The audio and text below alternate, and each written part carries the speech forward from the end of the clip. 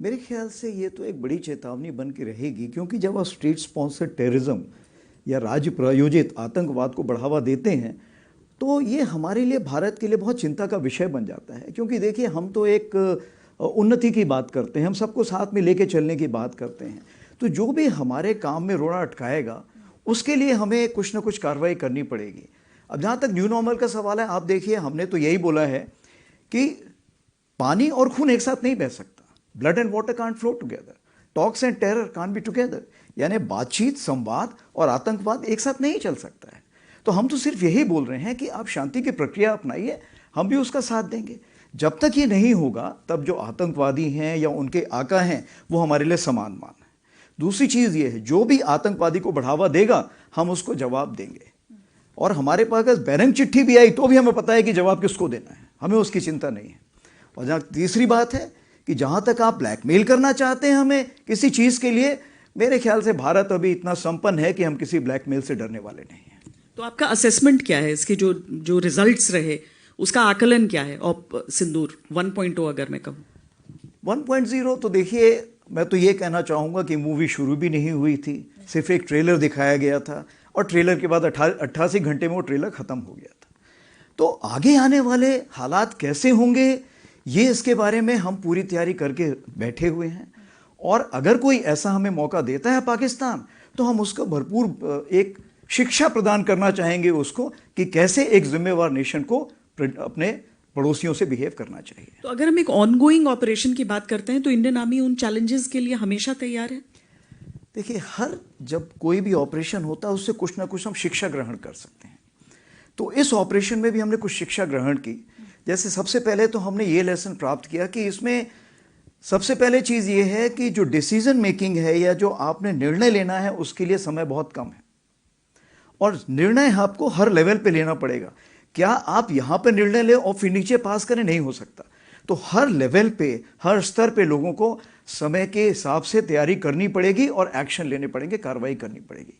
दूसरी चीज़ जो इंटीग्रेशन बोलते हैं, इंटीग्रेशन का ये मतलब है कि चाहे army, navy, air force, CAPF, cyber, space, कोई भी हो, उसका इंटीग्रेशन हम जितना जल्दी करेंगे उतना हम इस लड़ाई को बड़े साझे ढंग से लड़ सकेंगे। क्योंकि आज की लड़ाई जो है वो मल्टी डोमेन है। अगर मैं बोलूँ सिर्फ आर्मी अकेले लड़ सकती, नहीं लड़ सकती, हम सबको मिलकर लड़ना पड़ेगा।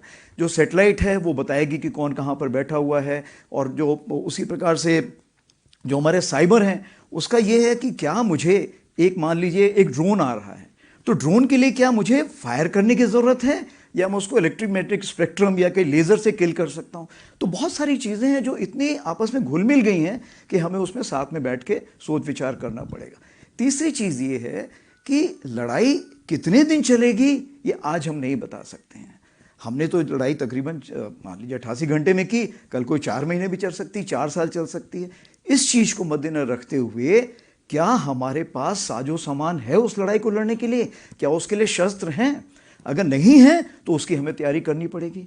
हमें यह देखना पड़ेगा कि हमें 4 साल की लड़ाई तक के लिए भी तैयारी करके रखनी पड़ेगी।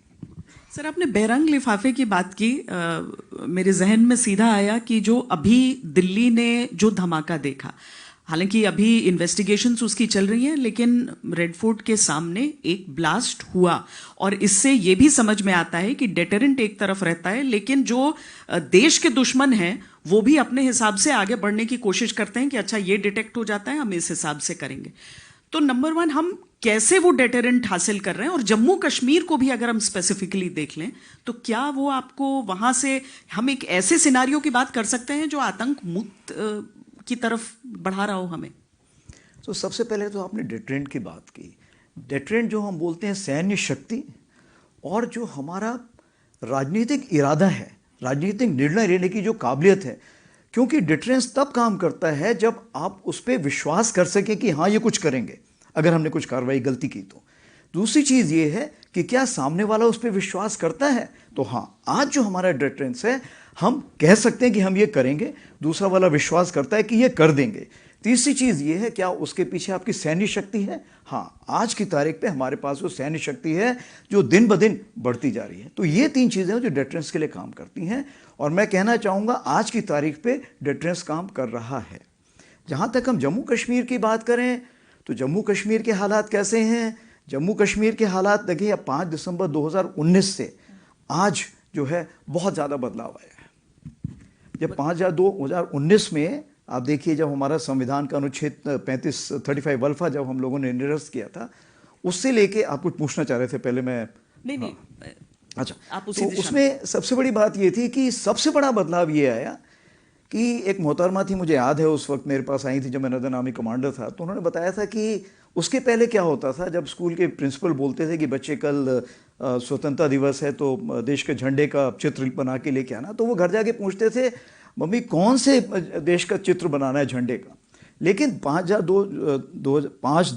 2019 से सबसे बड़ी बात ये हो गई कि हमें पता है कि भारत के झंडे का ही चित्र बना के लाना है। तो जो पॉलिटिकल क्लैरिटी हमको बोलते हैं वो एक बहुत बड़ी आ गई। उसके कारण क्या फ़ायदा हुआ, आप देखिए तकरीबन 25 से 26 हज़ार करोड़ का तो इन्वेस्टमेंट ऑलरेडी जो वहाँ पे हो चुका है। जो कॉलेजेस हैं, IIT, IIM, NIFT, एम्स, सब कुछ खुलने, कॉलेजेस बहुत खुल गए हैं। 21% तो स्कूल्स का खुलने का इजाफा हो गया है। इस बार बताया गया है कि 24,000 तकरीबन जो स्टूडेंट हैं वो हमारे इसमें अपना NIFT में, ये अपना NEFT में पास हुए हैं। तो ये तो है, मैं जहाँ बात कर रहा हूँ, जहाँ तक हमारे उन्नति की बात है, डेवलपमेंट की। जहाँ तक आप जायज़ा लें कि आतंकवाद का क्या है, आतंकवाद भी बहुत ज़्यादा गिरावट आई है। यहाँ तक कि अभी इस बार तकरीबन में 31 मिलिटेंट मारे हैं, टेररिस्ट मारे हैं, जिसमें कि तकरीबन 61% जो पाकिस्तान टेररिस्ट हैं।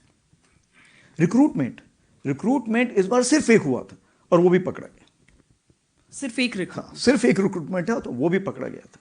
तो कहने का ये मतलब है, देखिए पत्थरबाजी नहीं होती है, नारेबाजी नहीं होती है, बंद नहीं होते हैं, सब चीज़ें रुक गई हैं। अभी देखिए जो आपकी उधमपुर श्रीनगर बारामूला जो 272 किलोमीटर वाली ट्रेन है, वो कितनी अच्छे से यूज़ हो रही, इस्तेमाल हो रही है। इस बार तो जब हमारी रोड बंद थी तो जो एप्पल भी थे, जो सेब भी वहीं से लाए गए।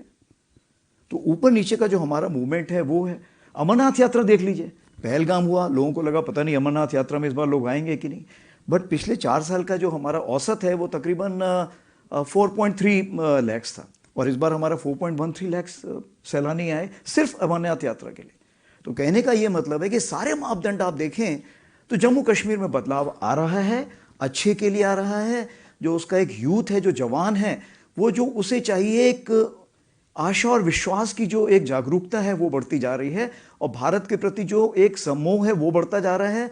पाकिस्तान की तरह उसका मोह भंग होता जा रहा है। रेड फोर्ट जैसे अटेम्प्ट्स को हम एक डेस्परेट अटेम्प्ट कह सकते हैं वहाँ के यंगस्टर्स को बरगलाने के लिए भी, लेकिन यूथ मोटे तौर पर आपको लग रहा है जम्मू कश्मीर का अब भारत के साथ है, क्योंकि आर्मी ने बहुत एफर्ट्स किए हैं पहले से आवाम को जोड़ने के लिए। जो गुडविल स्कूल से जो शुरुआत होती है, जी। आप अभी आश्वस्त और सैटिस्फाइड हैं, संतुष्ट हैं जितना रिश्तों को लेकर प्रोग्रेस हुआ है वहां पर? सबसे बड़ी बात तो ये है कि आज का आम नागरिक जम्मू कश्मीर का भारत के हर कोने कोने में जाना चाहता है, वहाँ पे व्यवसाय करना चाहता है और वहाँ के लोग, बाहर के लोग अभी जम्मू कश्मीर में आना चाहते हैं।